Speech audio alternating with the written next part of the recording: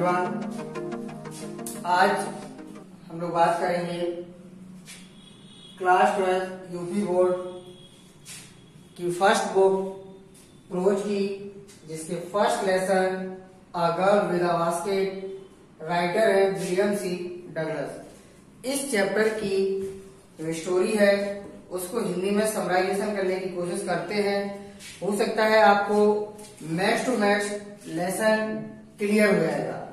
हिंदी की स्टोरी इस तरीके से आपके माइंड में सेटअप की जाएगी कि आप जब भी लेसन रीड करेंगे तो आपको पैरा बाई पैरा हर चीज क्लियर होती जाएगी कि ये स्टोरी मैंने तो पहले से पढ़ी हुई है। तो देखते हैं कि इस लेसन में बताया क्या गया है। ये जो आपका लेसन है a girl with a basket, एक लड़की एक टोकरी या डलिया के साथ में। तो ये स्टोरी कहाँ से शुरू होती है? ये स्टोरी एक सुप्रीम कोर्ट के जज है, supreme court USA United state of America के सुप्रीम कोर्ट के जज है जिनका नाम है विलियम सी डगलस।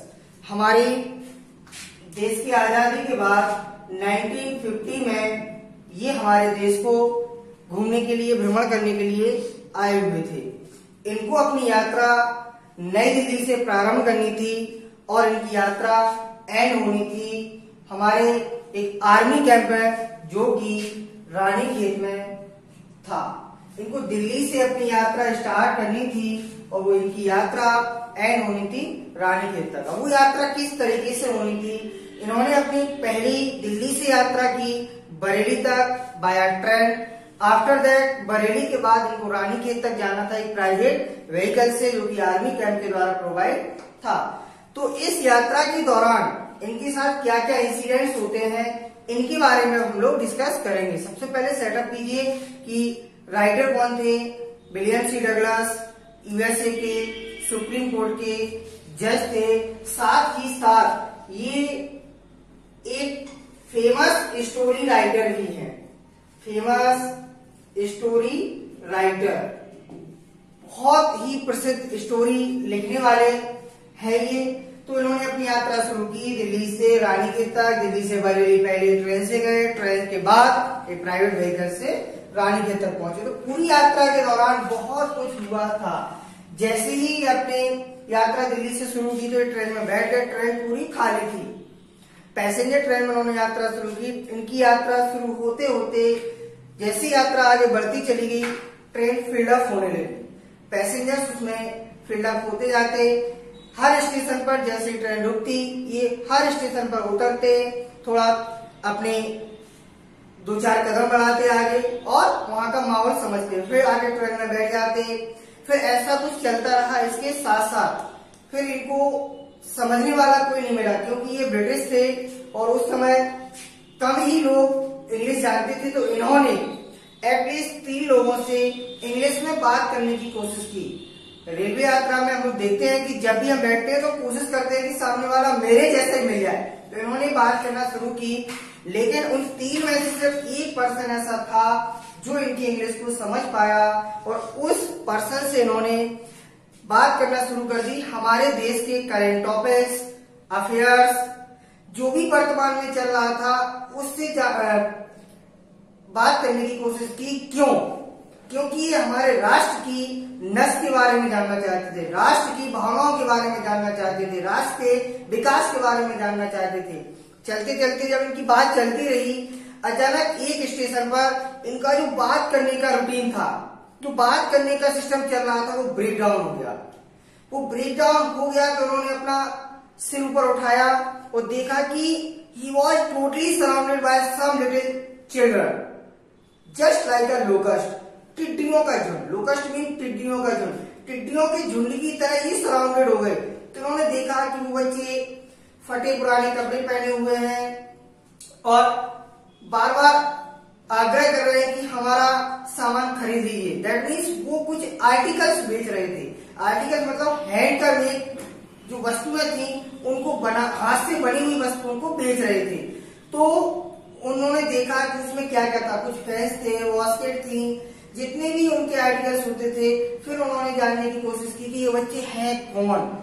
तो जानने के बाद उनको पता चला कि ये जो बच्चे हैं वो रिफ्यूजी चिल्ड्रन हैं। तो एक नया वर्ड आया रिफ्यूजी। रिफ्यूजी का मतलब होता है किसी दूसरे देश से एक देश में आके रहना, वो रिफ्यूजी चिल्ड्रन, शरणार्थी, जैसे शरण दे देना उनको। वो रिफ्यूजी क्यों थे, इनके दिमाग में तुरंत क्वेश्चन आया कि ये रिफ्यूजी ही क्यों है। तो जानकारी मिली उस पर्सन से जिससे बात कर रहे थे कि जब हमारे पाकिस्तान और इंडिया का बंटवारा हुआ था, at the time of partition between India and Pakistan, उनके जो पेरेंट्स थे वो अपनी सारी प्रॉपर्टी, अपने हाउस, लैंड, मनी सब कुछ वहीं छोड़ के आ गए थे। जितना जरूरी सामान था उसको लेकर वो इंडिया में निवास करने लगे थे। तो जो रेलवे स्टेशन हुआ करता था, झोपड़ियां बनाकर उनके किनारे रहा करते थे और अपने हाथ से बने हुए सामान। तो इन्होंने उस चीज को बड़ी गौर से समझा।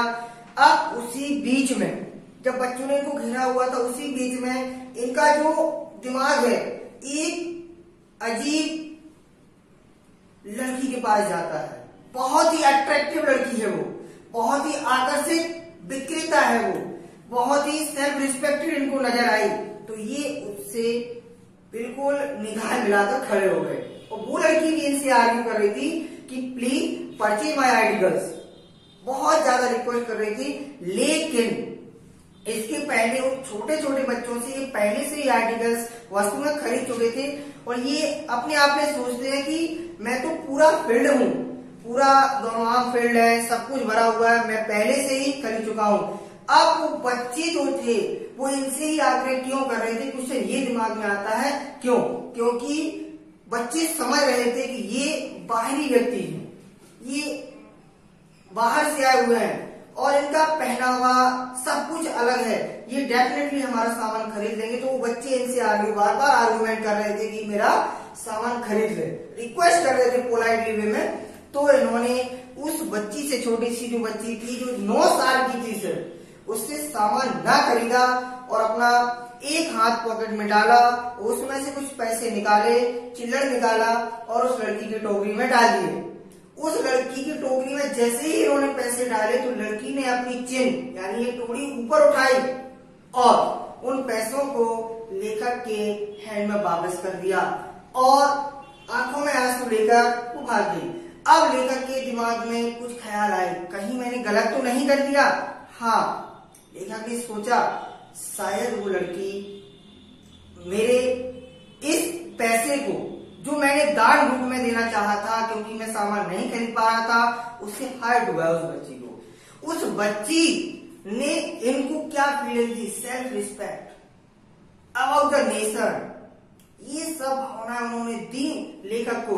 लेखक बहुत प्रसन्न हुए और आगे इनकी यात्रा बढ़ती चली गई। तो इन्होंने बहुत सारी चीजें देखी, बहती हुई प्रवाह में गंगा, जंगल, शेर, चीता, जानवर, बहुत सारे पेड़ पौधे, बहुत सारे वृक्ष जो हमारी ऊंचाई से भी बहुत ज्यादा ऊंचे थे, सांप देखे, अजगर देखे, मतलब जितना जंगल का सीन होता है इन्होंने सब कुछ देखा।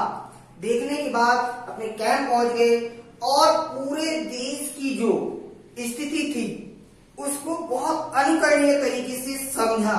और ये जो छोटी सी बच्ची और राष्ट्र के जो लोग थे, इन सबके स्वाभिमान, आत्मसम्मान, देश के प्रति लगाव, इन सब चीजों को, जबकि गुलामी के जस्ट बाद की बात है ये, फिर भी इतना स्वाभिमान, ये सब कहानी उन्होंने हमारे देश के पंडित जवाहरलाल नेहरू जो कि प्रधानमंत्री थे, इनको ये कहानी बताई कि आपके देश से मैं बहुत ज्यादा अट्रैक्टेड हो गया हूं, क्योंकि यहाँ गुलामी के जस्ट बाद इतनी अच्छी फीलिंग्स देश के प्रति, इससे मैं दिल बहोर हो गया। अब इस टॉपिक को मैं आपको थोड़ा सा कीवर्ड्स में समझाने की कोशिश करता हूँ, शायद आपको और अच्छे से क्लियर हो जाएगा कैसे याद रखना है। की पॉइंट्स टू रिमेम्बर, कुछ मैंने पॉइंट्स बनाए हैं जिससे आपको ये पूरी कहानी शायद याद हो जाए।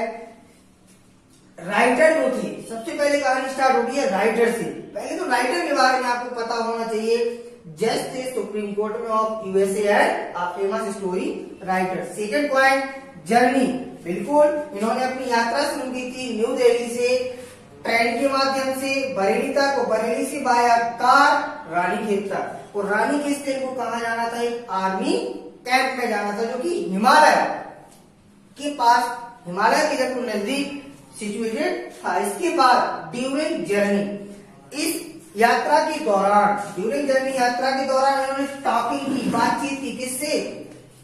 3 पर्सन से, और 3 पर्सन में से एक person he got English knowing person, जो अंग्रेजी जानता था। अब बात क्या की? करंट टॉपिक्स के बारे में, जनरल अफेयर्स के बारे में। अब इसके बाद, इसी बात के बाद इनकी मुलाकात होती है किससे?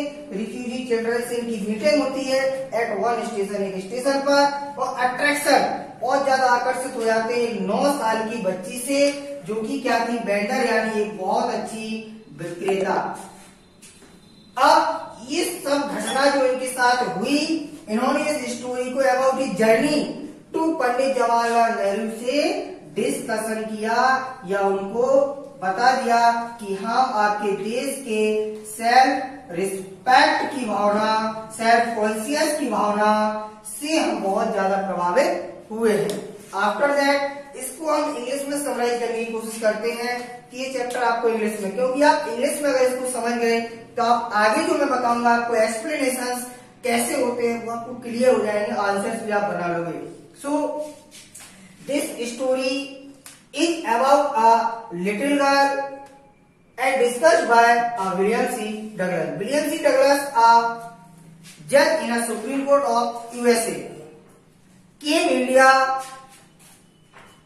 and started his journey from New Delhi to Bareilly by a train. After that, by a car to Ranikhet, because he wanted to a place near Himalaya, that is Ranikhet, where the camp of army is held.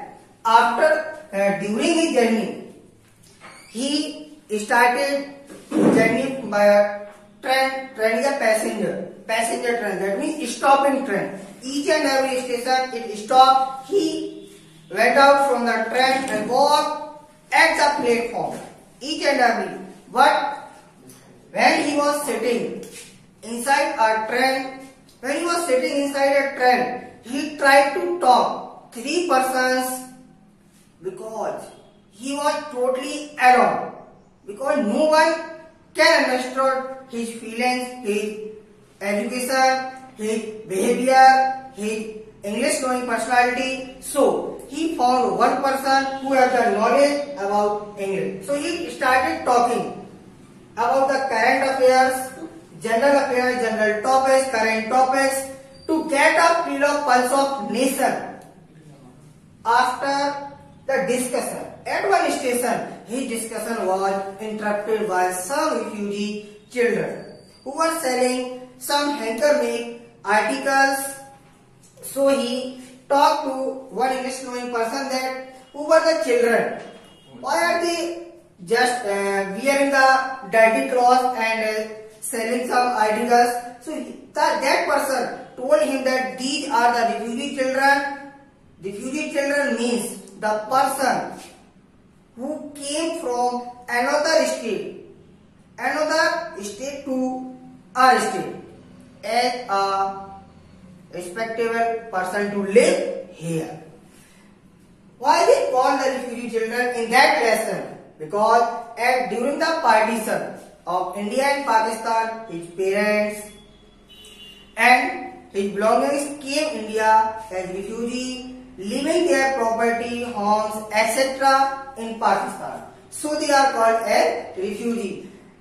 The question is there, and the refugee children descended him, that means writer, like a locust, because that children know that he was the person who was really able to purchase some articles made by them.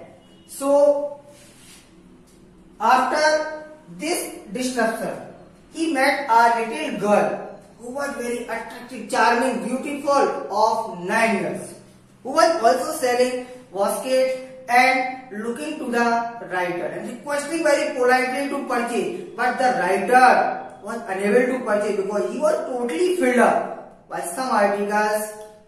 So he put up his one hand to his pocket and took some money and put it into the basket of a little girl. But the little girl did not accept that money as a charity and refused to take and put back to the writer and reached out from there. The writer felt guilty himself that what is going on? What happened?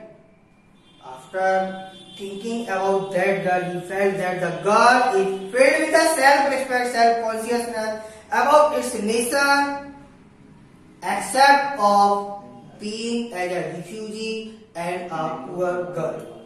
So, this is the summarization of the topic he told to Pandit Jawaharlal Nehru, who was the first Prime Minister of our nation. That's it for today. We will meet in next video. Thank you so much.